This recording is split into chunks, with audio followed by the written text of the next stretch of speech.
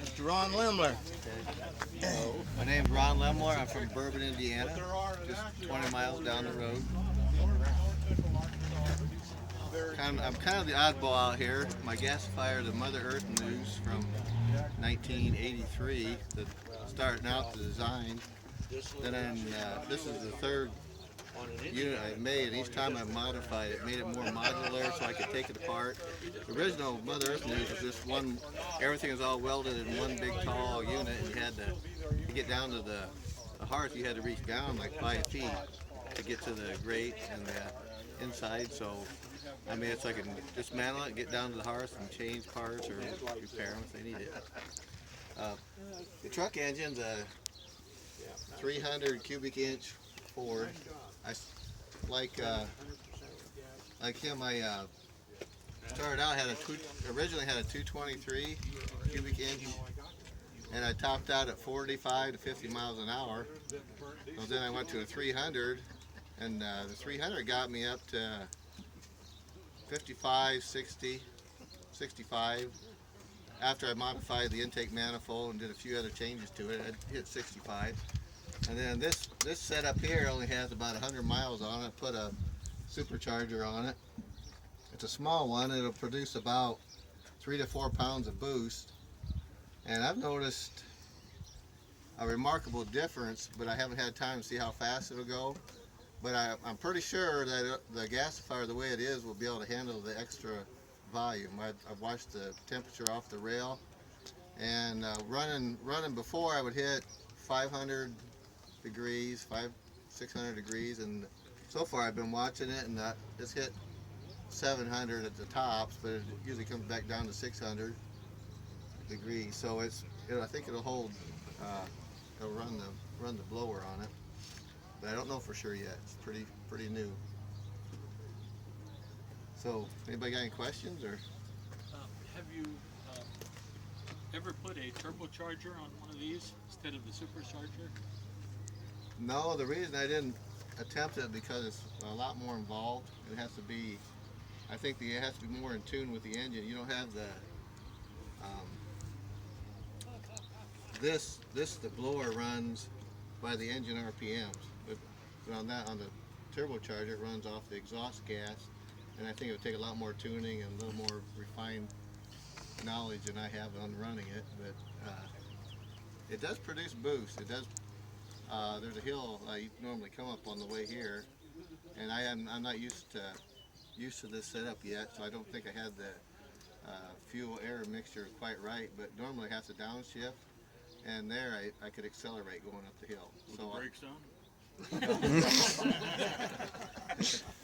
What year model truck and about what was it like? It's a 1960 Ford Fleet Side, and it was a brush truck for a fire department. When I picked it up, actually, when I first started looking for a Woodgas vehicle, I was looking for a clunker, something just, because I didn't even know what people was talking about it, and I didn't even know if it would work.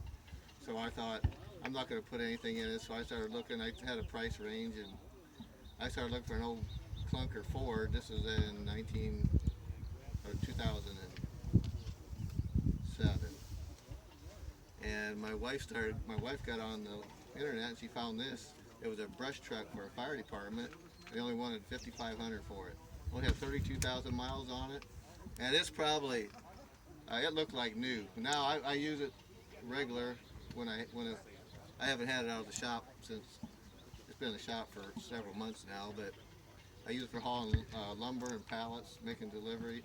And I'm hoping the booster will give it enough power to pull a trailer at 60 miles an hour to make deliveries, and that way I'll have some payback on it and be able to haul my wood fuel too instead of just putting it in the rack. It's a 3/4 ton, so it'll haul a lot. The gasifier has a refractory lining about 1.5 inches all the way around the hearth, and it's really deep. It's probably that deep, and my nozzles are down here, so that heat is baking that wood as it comes down. And if you know, the Mother Earth News is like an invert design. It's got 16 nozzles in a ring, and then each nozzle has 2 jets on it. Each nozzle has a horizontal jet and then a vertical jet that shoots air kind of diagonally back toward the wood. So it's baking while it's moving down.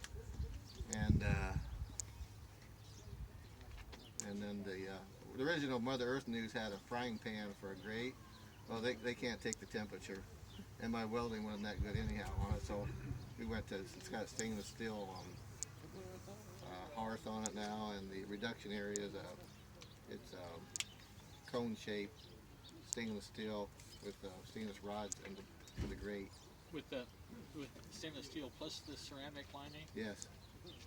And then the grate is fixed, and I rarely have trouble with bridging. It might be because of how dry of wood I use. I think if I went with wetter wood, I might have more trouble, but I rarely have a problem with it. The wood bridging when I'm driving it. So. Where do you come up with your wood? Uh, For the record, Mr. Ron is giving away about 6 tons of wood today. He is blessed with wood and a gentleman. Yeah, they're just, the wood I use is cut off from our pallet shop, and we don't have to process them, just cut them off, throw them in the box. And then in order to store them, I put them in the kiln and then kiln dry them down to like 5% or 6%. That way you can store them without having mold, and they'll store indefinitely that way. But if you just took a whole bunch of green wood, threw it in the box, and put it where there was no air movement, it would just mold into one big chunk, probably rot eventually. So, any other questions? What's the big yellow valve for? That's the Woodgas shut off. Okay, that's either on or off. Yeah. My last setup, I had a butterfly valve with a gear motor on it, and I could shut it open from the cab. And this setup, I was wanting the mechanic to put the supercharger in to have it done for the meet here, and so I told him he didn't know what to do with that part. So the butterfly valve didn't seal 100%. And This is a ball valve? yeah. And so he liked that idea, because then when you run on wood or run on gasoline, it'll idle better and run. So now you got to get out of the truck and shut her off. Now I have to get out of the truck. Yeah. Nice. Yes. I'd like to hear the outcome of the supercharger. Yeah. Well, Well, interesting. I know it'll take another gear. I know it'll go one more gear higher. Yep. So I think it'll go about 75 miles an hour. No, I don't know. What's the world record, Wayne? Officially on the salt flat, 73 something, I think. But, 75 is good. so we broke it. We've already broke that several times today. Yeah. So, yeah. Yeah, I know you have. How do you adjust your air-fuel ratio? In the cab, these hoses right here. There's a valve. The air goes in here, and then it comes back in, and then the blower sucks it in and it mixes it right in here in that box area. I don't know if it's sufficient enough, and it's not fast enough. It's like a valve that opens and it takes several turns, and it takes too long to do it. The mechanic I had working on it did that, but What are these here? those are adjustments. Fine adjustment. Yeah, but I haven't. It's really limited. You got a little work on that, yeah. Yeah, it's really limited. That might be where my problem is right now on getting it going. Is But that supercharger off like a piece of diesel equipment or something? I think it was off of a Buick. Off a Buick? Okay. Yeah. I know they had some supercharged, yeah. Yeah. It's a Okay. small one. There's two sizes. This is what my mechanic was telling me, and one was like an M60 and the other was an M90, and this was the M60. My target was to produce 5 pounds of boost, and so far it's hit 3, but I think once I get tuned in, I might hit 4, and that really is enough. You know, just the improvement in the speed. Isn't that going to mess with your spark advance at a certain point then? Well, it's got a MSD advanced setup inside the cab, so I can turn, and it makes the timing makes a tremendous difference.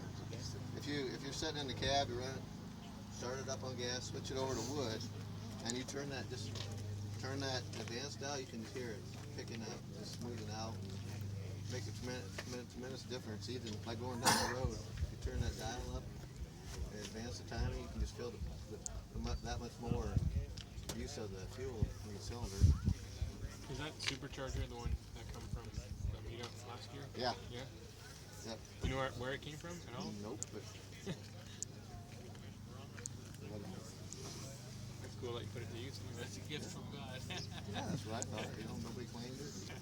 The fairground caretaker said, I guess it's yours. So I left it sit in my shop for 6 or 8 months, and then I talked to somebody about hooking it up on me. Is that what was sitting up here last year? Yeah. We were all looking at it. Actually, my mechanic said when he was looking at it to put it in, he said, "Did you know that was full of soot? Somebody must have been using it already." What is that? I remember saying that nobody will ever use It's, that. there's no cable hooks into that. Yeah, you got the link right here. Yeah, we got him. There you are. I'm here.